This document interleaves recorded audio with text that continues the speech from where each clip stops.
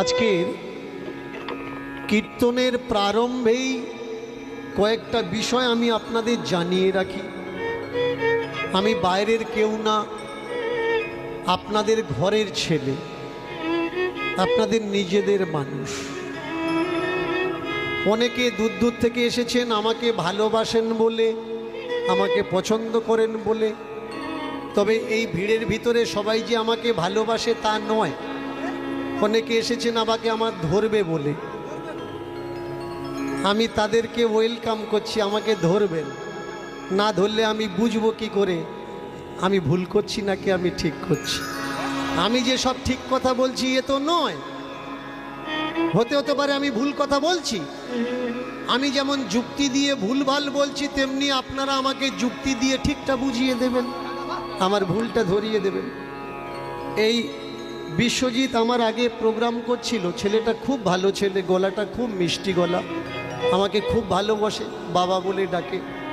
তো বিশ্বজিৎ একটা বিষয় চর্চা করেছে, ভগবান শ্রীকৃষ্ণ 16,000 গোপিনীদের উদ্ধার করেছেন। এখন তাদের যদি বিয়ে না করে ওই মেয়েগুলো কোথায় যাবে? পতিতা তৈরি হবে। পতিতা তৈরি হলে সমাজ নোংরা হবে। এর জন্যে এই কথাগুলো ভেবে ভগবান শ্রীকৃষ্ণ এই 16,000 গোপিনীদের বিয়ে করেছেন। এটা বিশ্বজিতের ব্যক্তিগত মত, এটা কোনো গ্রন্থে লেখা নেই।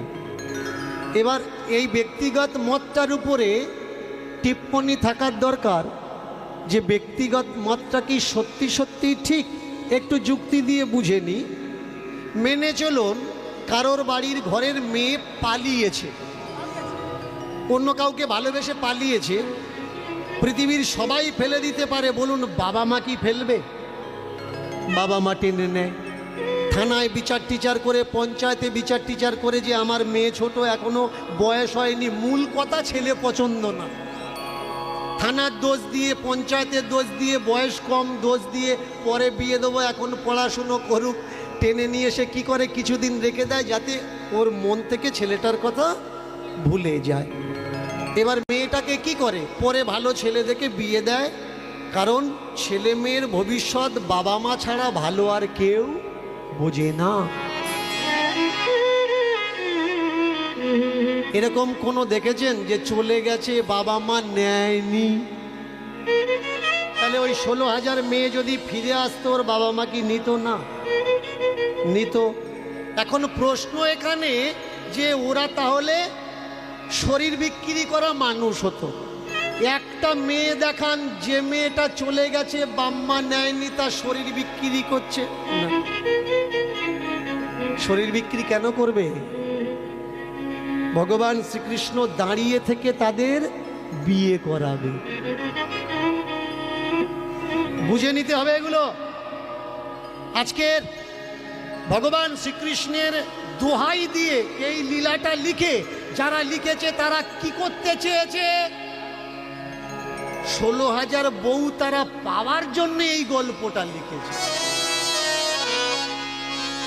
যদি আমাদের কেউ বলে তোদের অতগুলো বউ কেন, বলবো শাস্ত্রে আছে, তার জন্য আমাদের অতগুলো বউ। আগে বুঝতে হবে বিষয়গুলো কি। শাস্ত্রগ্রন্থ, ধর্মগ্রন্থ আপনাদের বাপ ঠাকুর দ্বারা, আমাদের বাপ ঠাকুর দ্বারা লেখেনি।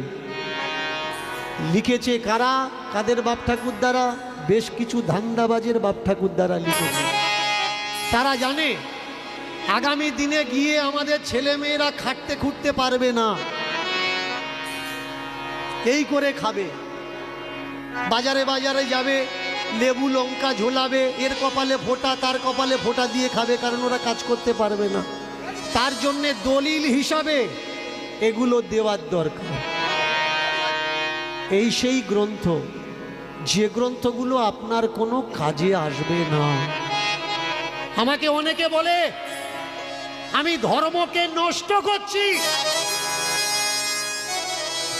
ভালো করে শুনবেন, অনেকে আমায় বলে আমি নাকি ধর্মকে নষ্ট করছি। রাস্তাঘাটে হাটে মাঠে ফোঁটা দেওয়া ব্রাহ্মণগুলো আমার নামে গালাগালি করে, ও কিচ্ছু জানে না। আমি তাদেরকে বলছি এমন কোন পণ্ডিত যদি থেকে থাকেন আসবেন আমার সামনে, আমি দেখব আপনি কতটা বই পড়েছেন আর আমি কতটা বই পড়েছি।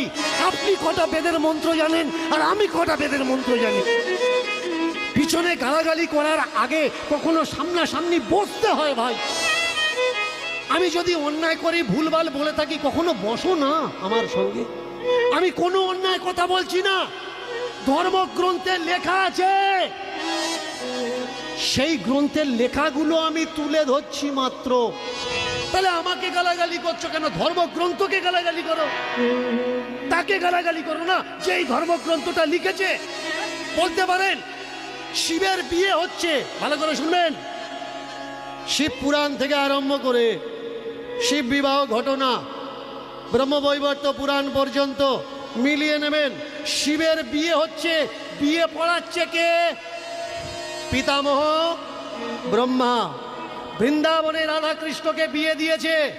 যেদিন নন্দ বাবা রাধাকে কৃষ্ণকে নিয়ে প্রথম গোচারণে গেছিলেন, মন দিয়ে শুনবেন, এর জন্য বলি পড়াশুনো করার দরকার।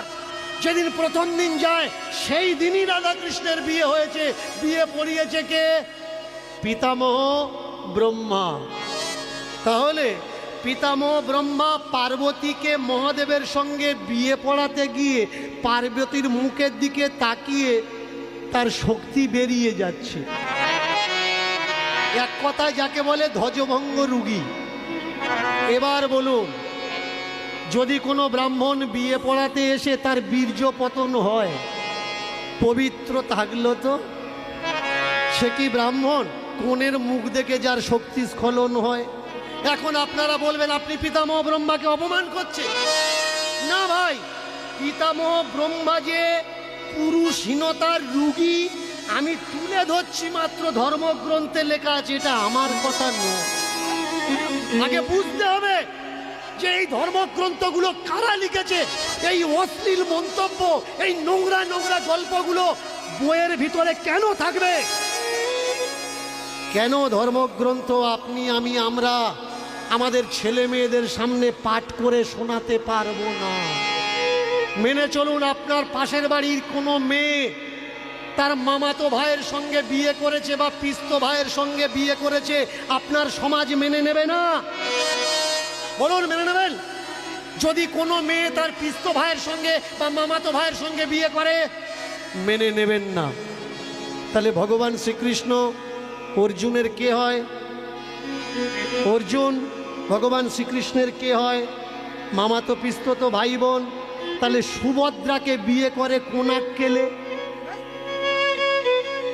এ তো আমার কথা নয় ভাই, ধর্মগ্রন্থে লেখা আছে। আমাকে গালাগালি দেওয়ার আগে ধর্মগ্রন্থকে গালাগালি দাও, আর যারা লিখেছে তাদের গালাগালি দাও না। কষ্ট কোন জায়গায় লাগে জানেন? যখন দেখি মানুষ সব জানার পরেও আমাকে গালাগালি করে, আমাকে মন্দ কথা বলে, সত্য জানার চেষ্টা করে না। সত্য কোনটা আর মিথ্যে কোনটা? যে মহাপ্রভুকে এরা মাটির তলায় ঘুম পাড়িয়ে দিল, তাদের নাতিপুতিরা আজকের মহাপ্রভুর নামে মালা বিক্রি করে। বলুন তো, মহাপ্রভুর জন্মতিথি আমরা পালন করি, মহাপ্রভুর জন্ম দিবস, মহাপ্রভুর মৃত্যু দিবস নেই কেন? এই জায়গায় তো জোচ্চুরি ধরা পড়বে ভাই। মহাপ্রভুর 2 বিবাহ, তাহলে বিবাহ দিবস আমরা পালন করি না কেন? অনেক বাবাজিদের জিজ্ঞাসা করবেন, নিজের বাবার জন্মদিন পালন করে না, কিন্তু কৃষ্ণের জন্মদিন, নিমায়ের জন্মদিন পালন করে। এদের ব্যথা কোন জায়গায়? এরা জানে দীনকৃষ্ণ ঠাকুর থাকলে মালা বিক্রি হবে না। যারা মালা বিক্রি করছে ওরা আমাকে গালাগালি করছে। যারা পূজা করে খাচ্ছে, দীনকৃষ্ণ ঠাকুর থাকলে পূজা বন্ধ হয়ে যাবে, ওরা গালাগালি করছে যে এ যেন না থাকে। কারোর অভিশাপে যদি, শকুনের অভিশাপে যদি গরু মরত, তাহলে দেশে কিন্তু গরু থাকতো না। আর কারোর অভিশাপে যদি দীনকৃষ্ণ ঠাকুরের ক্ষতি হতো, তাহলে দীনকৃষ্ণ ঠাকুর সুস্থ সবল দাঁড়িয়ে থাকতো না। আজকের যে লীলা কীর্তন আমি আপনাদের আস্বাদন করাবো, আমাকে বলেছে যে বাবা আপনি হরিদাস পালাটা করবেন, হরিশ্চন্দ্র। আমি বললাম এ তো তোমরা শুনেছো, যে পালা আমি করব যেটা মানুষ শোনেনি সেই পালা করব, তবে তো ভালো লাগবে। আর আমাকে বলা হলো যে বাবা আপনি এমন পালা করবেন কেউ শোনেনি। আমি বললাম না, আর আপনাদের যদি বিশ্বাস না হয় আমি বলছি, আপনারা মিলিয়ে নেবেন। আর যদি কখনো আমায় বলেন যে হ্যাঁ বাবা এক্ষুনি দাঁড়িয়ে বলুন যে এই পালাটা আমি শুনেছি, আমি কথা দিচ্ছি কমিটির থেকে 10টা পয়সা নেবো না, যে পালাটা আমাকে বলবে বাবা আমি শুনেছি আর অমুক বইয়ে লেখা আছে, পুরো টাকাটা তাকে দিয়ে দেবো। এবার পালার নামটা কি? পালার নামটা হচ্ছে সুরুচির পুত্র ধর্ম। এবার বলবেন, যদি জানা থাকে বলবেন, তা না হলে পালা করবো আর বলবেন জানি জানি, ওটা নয়। কিন্তু চমৎকার কোন জায়গায় জানেন, আমাকে অনেক কীর্তনিয়ারা বলে উনি থাকলে আমরা থাকবো না। আমি থাকলে,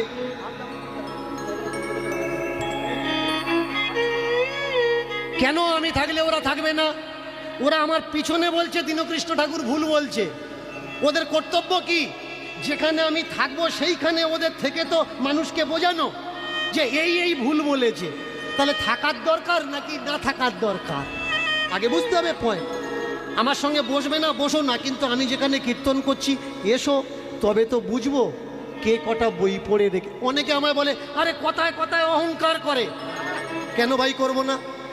এটা আমার অহংকার নয়, এটা আমার অলংকার। যে হ্যাঁ আমি তোমার থেকে বেশি স্টাডি করি, এর জন্যই তো আমার অহংকার, এটাই তো আমার অলংকার, এটাই আমার আবাবেশ। আর এর জন্যে হাজার হাজার কিলোমিটার দূর থেকে আজকের যুব সমাজ ছুটে আসছে। আমাকে অনেকে বলে উনি হিন্দু ধর্ম সর্বনাশ করছে, মুসলমানরা আমাদের বদনাম করছে। না ভাই, দীনকৃষ্ণ ঠাকুর এমন এক মন্ত্র বিশ্বের বাজারে দিয়েছে, যে কীর্তন মুসলমানরা শুনতো না, আজকের ডেটে মুসলমানরা কীর্তন শুনছে। যে তারা বলে আমায় যে বাবা আমরা আপনার কীর্তন শুনি। কেন শোনে? কারণ কীর্তনে কিছু পাওয়ার আছে, এইটা মানুষ ভুলে গেছিল। কোনো হিন্দুকে দেখাতে পারবেন না মাওলানাদের ওয়াজ শোনে। কেন শোনে না? পাওয়ার মতো কিছু নেই। আজকের যে লীলা, লীলার মাধ্যমেই আমরা সত্য জানব, কল্পনা জানব। লীলার নাম কি? সুরুচির পুত্র ধর্ম। এই যে সমাজে লড়াই কিসের জন্যে? ধর্ম। এই যে মন্দির তৈরি হচ্ছে কিসের জন্যে? ধর্ম। মসজিদ তৈরি হচ্ছে কিসের জন্যে? ধর্ম। চাঁদা কালেকশন কিসের জন্যে? ধর্ম। মারপিট কিসের জন্যে? ধর্ম। অশান্তি কেন? ধর্ম। ঈশ্বর একটা বাণিজ্যিক শব্দ, ঈশ্বর বলে কিছু হয় না। এ কথা কে বলেছিলেন? এটা আমার কথা নয়, সক্রেটিসের কথা। মহান মানবদের জীবনী স্টাডি করতে হবে। নৈমিষারণ ইউপি, লখনৌর পরে আহির গ্রাম, সেই আহির নিজ জাতের গ্রামে একজন নারী, একজন মা, যার নাম কি? সুরুচি। এক পুত্র, স্বামী তার নেই, স্বামী মারা গেছে। ভালো করে মন দিয়ে শুনবেন। আহির গ্রাম মানে নিজ্জাত, নিজ্জাতের গ্রামে একজন মা, তার নাম কি? সুরুচি। আর এই সুরুচির স্বামী মারা গেছে, এক পুত্র, 5-7 বছর বয়স। নাম কি? নাম তার ধর্ম। লেখক বললেন আহিরো ও গ্রাম সুরুচি নাম, আহিরো গ্রাম সুরুচি নাম, আহিরো গ্রাম সুরুচি নাম, আহিরো গ্রাম শুরু উচিনা, আহিরো গ্রাম শুরুটি নাম। ছিল এক পুত্র, ছিল এক পুত্র, ধর্ম তার নাম।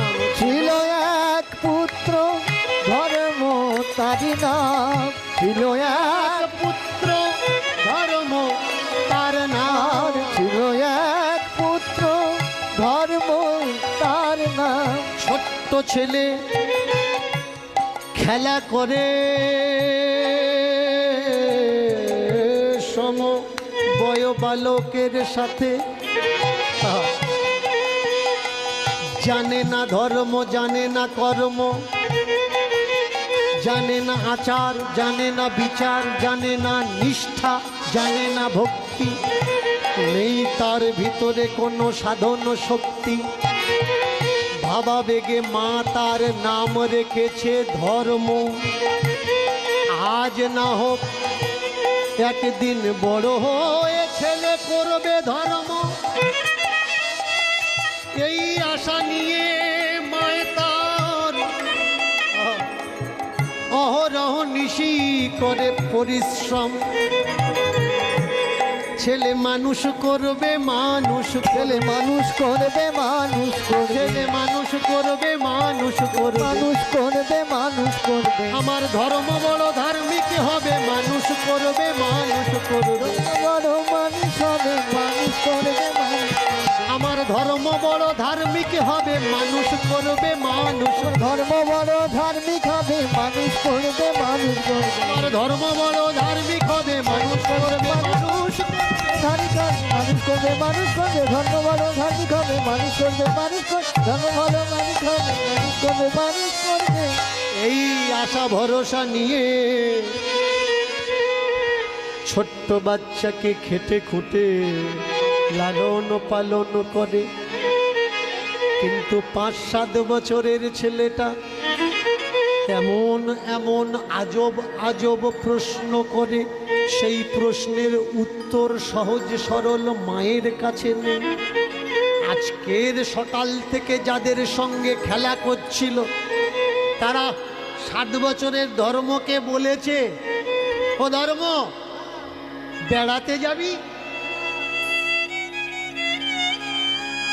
ধর্ম বলছে বেড়াতে যাব মানে? বলে বেড়াতে যাওয়া জানিস না? এই আমরা যেখানে খেলা করছি এটা আমাদের গ্রাম, আর এই গ্রামের পরে আর একটা গ্রাম আছে, ওই গ্রামে যাওয়ার নামই হচ্ছে বেড়ানো, একটু দূরে যাওয়ার নাম বেড়ানো। ছেলেটা বললে হ্যাঁ যাব। এখন কিছু কিছু মানুষ দেখবেন, যদি কোথাও কিছু করতে যাওয়ার কথা বলা হয় বা যাওয়ার কথা বলা হয়, কিছু কিছু মানুষ মুখ ফসকে বলে ফেলে, গিয়ে লাভ কি হবে, ওখানে গিয়ে আমার লাভ কি হবে। ছোট্ট ধর্ম তার বন্ধুদের কাছে বলে বসলো, গিয়ে আমার লাভ কি হবে, কি লাভ হবে? যেই বলেছে লাভ কি হবে, তার ছাড়া একটু বয়স্ক ছেলে যারা, 10-12 বছরের ছেলে যারা, তারা বলে উঠলে, ও ধর্ম, ওই গ্রামে ধর্ম আলোচনা হচ্ছে, ধর্মসভা হচ্ছে, চল আমরাও যাব আর আমরাও ধর্ম জ্ঞান অর্জন করব। ছেলেটা বললে, মা যদি যেতে না দেয়? বড় বড় দাদারা বললে, এমন কোনো পৃথিবীতে মা নেই যে ভালো কাজে মা বাধা দেয়। আগে থেকে কেন বলছিস যদি না যেতে দেয়? হতেও তো পারে, বলে দেখ, যেতেও তো দিতে পারে। ছোট্ট ছেলেটা সারা দিনের পরে বাড়িতে এসেছে খেলাধুলো করে, মাও কাজের থেকে ফিরেছে বিকাল বেলায়, হাত পা ধুইয়ে দিয়ে রান্না বান্না করে মা নিজের হাতে ছেলেকে খাওয়াচ্ছে। ছেলে খেতে খেতে মাকে বলছে, ওমা একটা কথা বলবো? মা বলছে, আগে খেয়ে নে পরে বলবি। খাওয়া দাওয়ার পাট সারা, খাটের উপরে গিয়ে ছেলেটা বসে আছে, মা খাওয়া দাওয়া করে এসেছে। ওমা একটা কথা বলবো, বলবি দাঁড়া আমি উপরে আসি, শুয়ে পড়ি, তারপরে বলবি। মা বাচ্চাটাকে কোলের ভিতরে করে নিয়েছে। বল কি বলছিস বল। ওমা ওই যে ভাই দাদাদের সঙ্গে খেলা করি আমি, তুমি যাদের ভরসায় আমাকে ছেড়ে দিয়ে যাও, ওরা বলছে পাশের গ্রামে নাকি ধর্ম আলোচনা হচ্ছে, আমি যাব। একটা মা আর কি চায়, ছেলে যদি ধার্মিক হয় তার আর কিচ্ছু লাগে, কিচ্ছু লাগে। মা চিন্তা করছে এই অল্প বয়সে এত জ্ঞানের ভিতরে নিশ্চয়ই ঈশ্বরের কৃপা হয়েছে, ঠাকুরজির কৃপা লাভ হয়েছে। এখন যদি আমি আটকাই তো যখন বড় হবে আমাকে বলবে যে মা ভালো কাজে আমার যেতে দেয়নি। বাবা মার কর্তব্য কি? ছেলেরা বাচ্চারা নির্ণয় নিতেই পারে, এখানে যাব ওখানে যাব, এর সঙ্গে যাব ওর সঙ্গে যাব বলতেই পারে, কিন্তু কর্তব্য পরায়ণ বাবা মায়ের কর্তব্য কি, উচিত কি, সেই জায়গায় পাঠালে ছেলে আমার ভালো করবে না খারাপ করবে, তার ভালো হবে না খারাপ হবে, এই ডিসিশনটা বাবা মার নেওয়া উচিত। কেন নেওয়া উচিত? কারণ বন্দুকের গুলি, মুখের বুলি আর বাচ্চাদের সঙ্গতি একবার যদি বেরিয়ে গেছে ও আর ফেরানো যাবে না। এর জন্যে বাবা মার কর্তব্য ছেলে কার সঙ্গে ঘুরছে, কার সঙ্গে উঠছে, কার সঙ্গে বসছে, পুরোপুরি ধ্যান রাখা।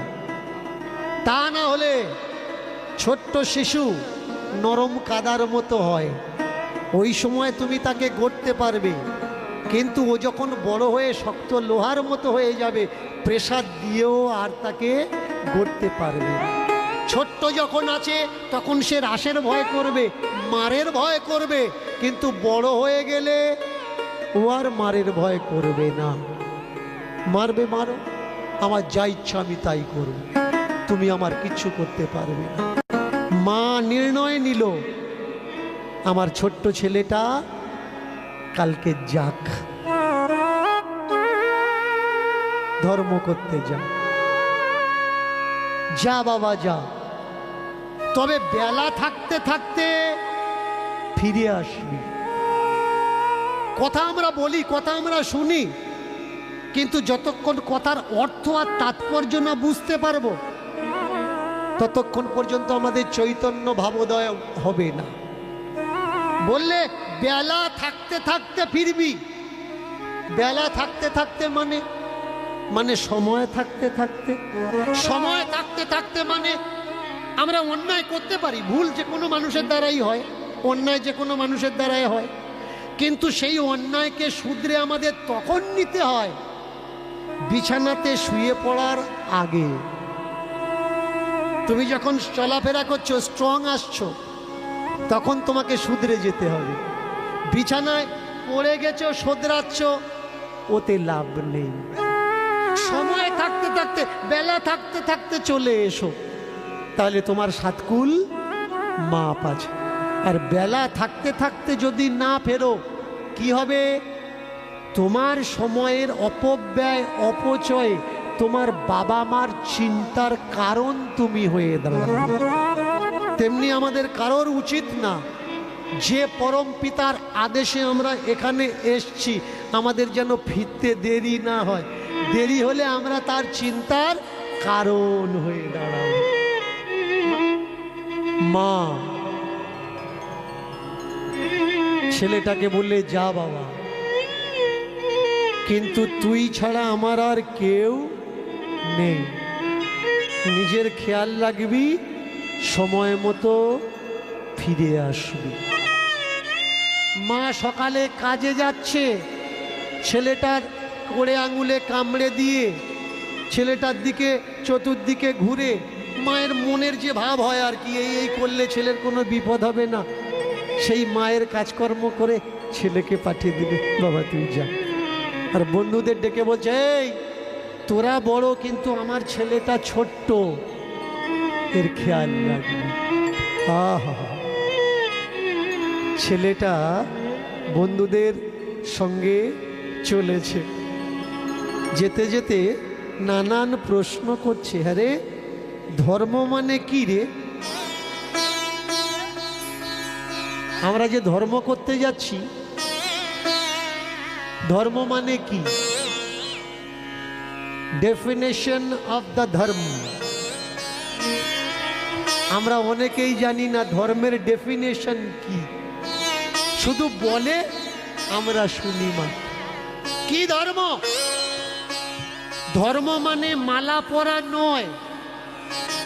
ধর্ম মানে যদি মালা পরা হতো, যারা মালার দোকান খুলে বসে আছে তাহলে ওরা বড় ধার্মিক হতো। ধর্ম মানে তিলক কাটা নয়, তিলক সেবা নয়। ধর্ম যদি তিলক কাটা তিলক সেবায় হতো, কত প্রাণী আছে সারাদিন কাদামাটি মেখে ঘোরে, তাহলে ওরা বড় ধার্মিক হতো। ধর্ম মানে যদি গঙ্গার জলে সকালে উঠে স্নান করা হতো, তাহলে কত পানকৌড়ি সকাল হওয়ার আগের থেকে জলে ডুব দেয়, পানকৌড়ি ধার্মিক হতো। ধর্ম মানে যদি ঘর ছেড়ে দেওয়া হতো, তাহলে জাহাজে যারা চাকরি করে 7 মাস 8 মাস করে ঘরে আসে না, তাহলে ওরা বড় ধার্মিক হতো। মিলিটারিতে যারা চাকরি করে তারা অনেক মাস বাড়িতে ফেরে না, ঘর ছেড়ে দেওয়ার নামই যদি ধর্ম হতো। ধর্ম মালা পরার নাম ধর্ম নয়, তিলক নেওয়ার নাম ধর্ম নয়, কাদামাটি মাখার নাম ধর্ম নয়, ঘর ছাড়ার নাম ধর্ম নয়। বলতো দেখি ধর্ম মানে কি? এই দেখ আমরা কোথায় যাচ্ছি বললাম, বললে ধর্ম কথা শুনতে। বলে শুনবো যখন, তাহলে আগে জিজ্ঞাসা করছিস কেন? গিয়ে ওখানে শুনে নেব। আর যদি জিজ্ঞাসা করার হয় ওখানে গিয়ে জিজ্ঞাসা করব, তাহলে প্রশ্নের উত্তর পেয়ে যাবে। দেখবেন আজকে শুধুমাত্র সত্যের কারণে কিছু মানুষ গ্রামে গ্রামে জবাব দিয়ে পাচ্ছে না। আমার নামে গালাগালি করছে, যে সত্যকে ভালোবাসে সে বলছে, ভাই পিছনে গালাগালি করছিস কেন? চল না, দীনকৃষ্ণ ঠাকুর আসছে ক্যানিংয়ে, ওখানে চল।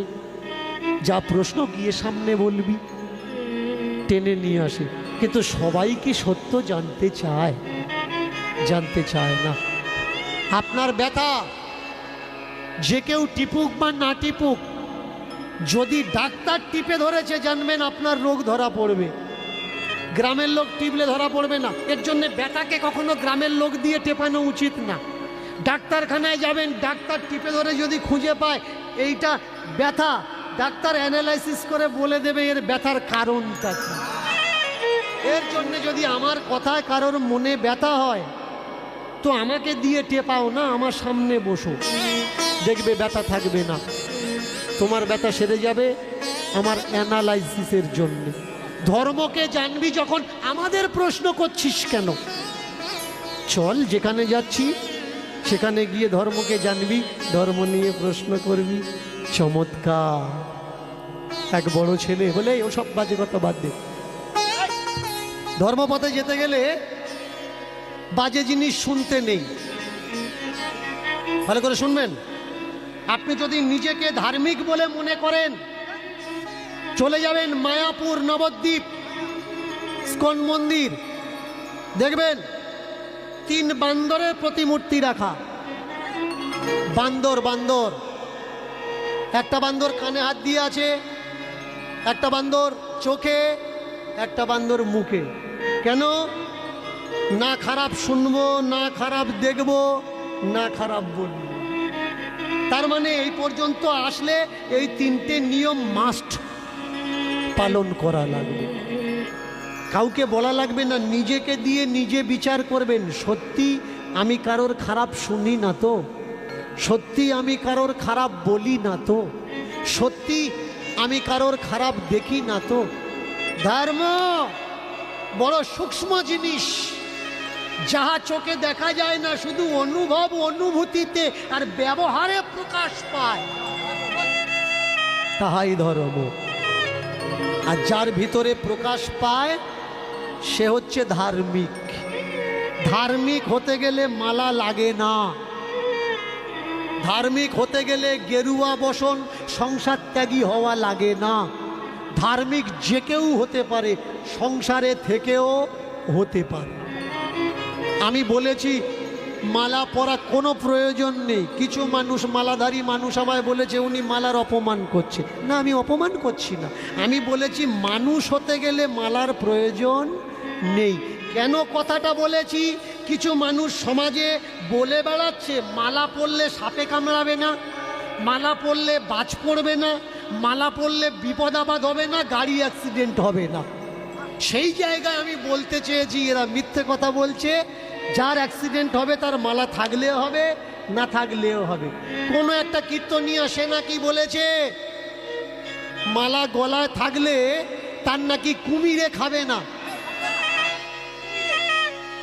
আমি বলেছিলাম ওর গলায় মালা পরিয়ে কুমিরের মুখে দিয়ে আগে চেক করা হোক।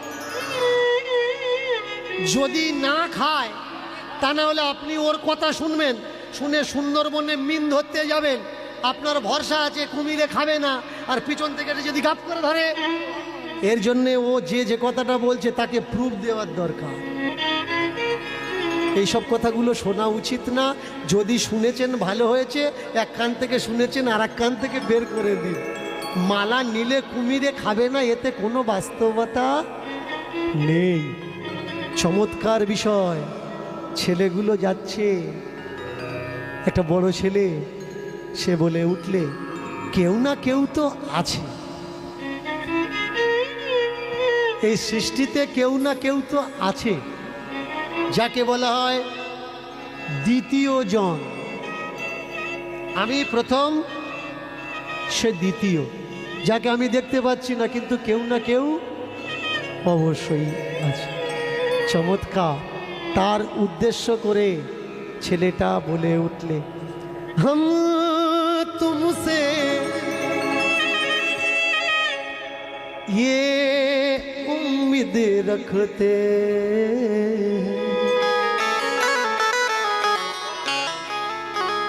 इसलिए हम तुम्हें चाहते हैं, तुम्हें चाहते है ना।